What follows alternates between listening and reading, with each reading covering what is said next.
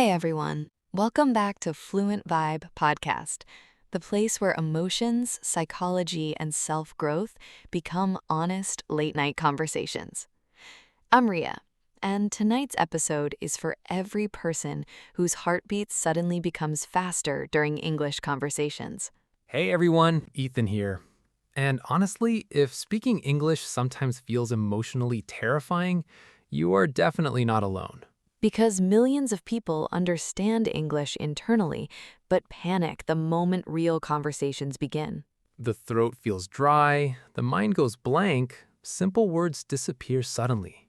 And afterward, people replay the entire conversation again and again mentally.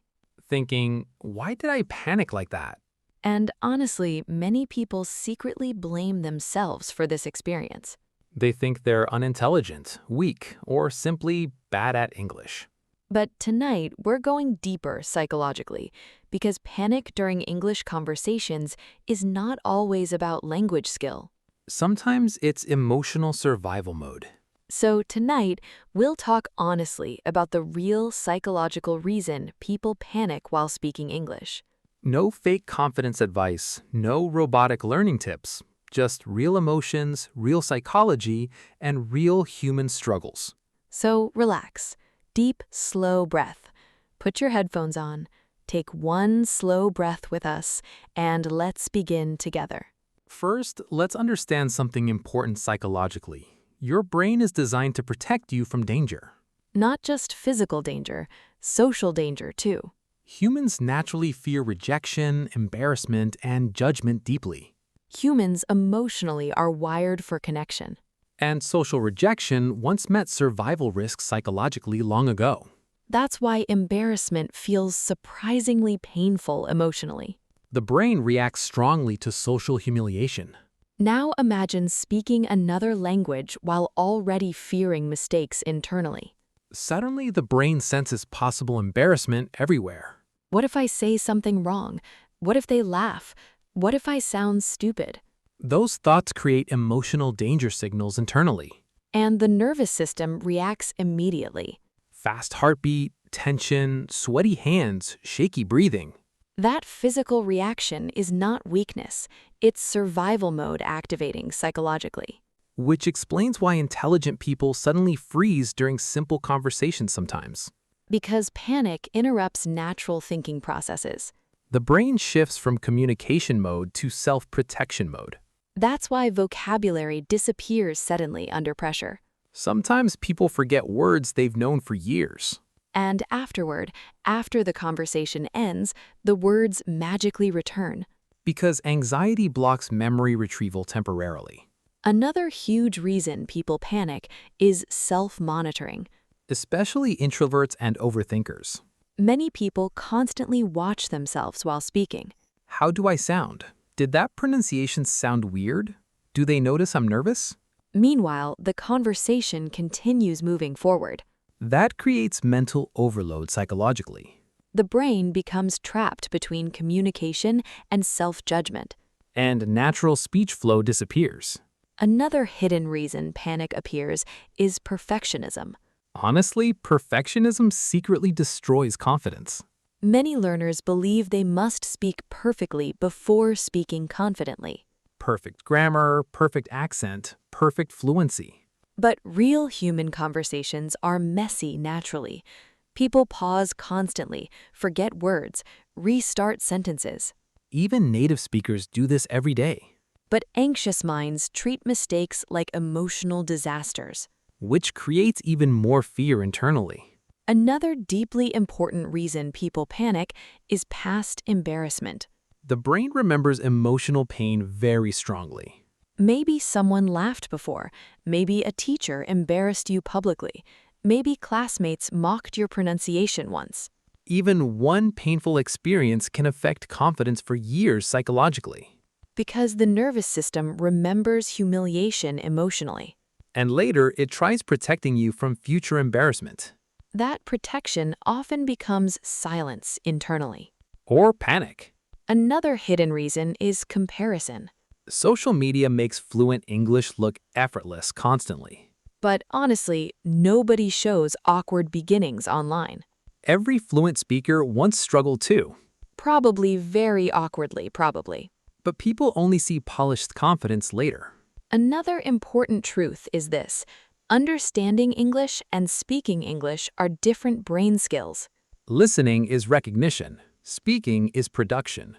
During speaking, the brain must create sentences rapidly in real time, And anxiety interrupts that process heavily, especially when the brain is already overwhelmed emotionally.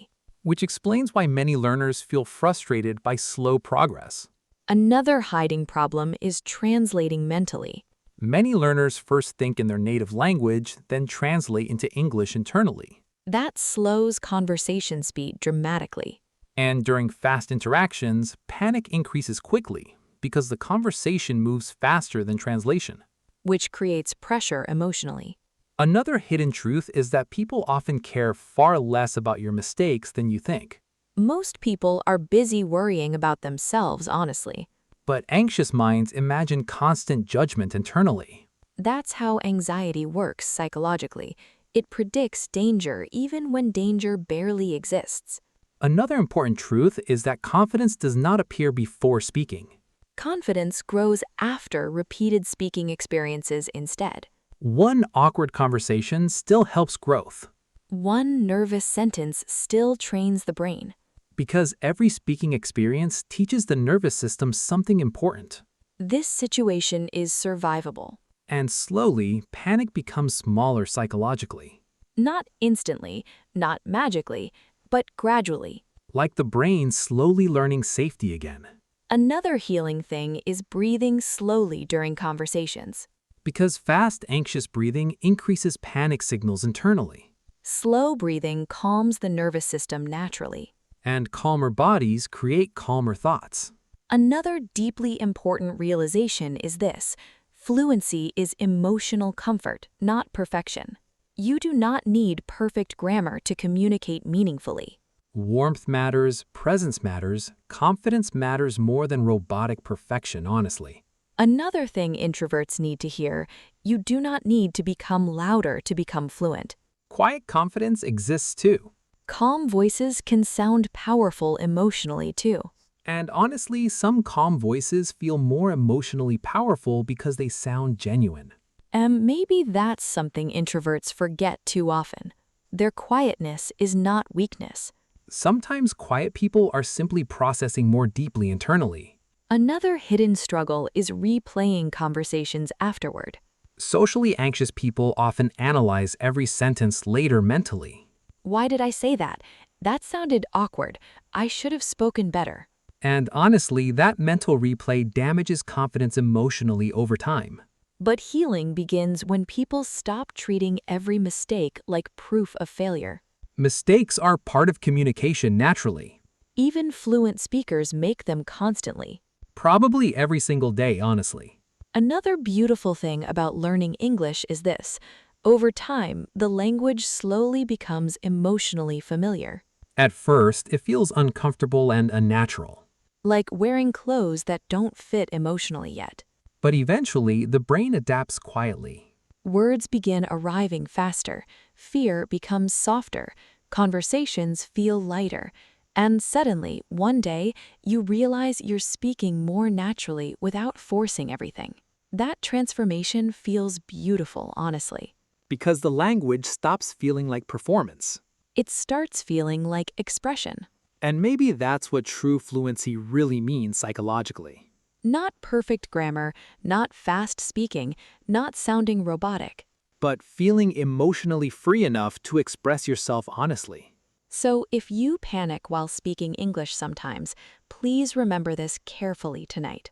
You are not broken, you are not unintelligent, and you are definitely not alone. Your nervous system is simply trying to protect you emotionally while learning something vulnerable. And vulnerability naturally feels uncomfortable sometimes. But uncomfortable does not mean impossible. One day, conversations will feel safer. One day, your heartbeat won't race so intensely. One day, your thoughts will flow naturally without fear interrupting them constantly. And honestly, that version of you is already growing quietly right now. learning quietly, healing quietly, improving quietly. One brave conversation at a time. Thank you for spending this peaceful night with us. This was Fluent Vibe Podcast. I'm Ria. And I'm Ethan. Keep growing slowly, keep speaking bravely, and keep trusting your voice, even when it shakes. Because your voice deserves space in this world too.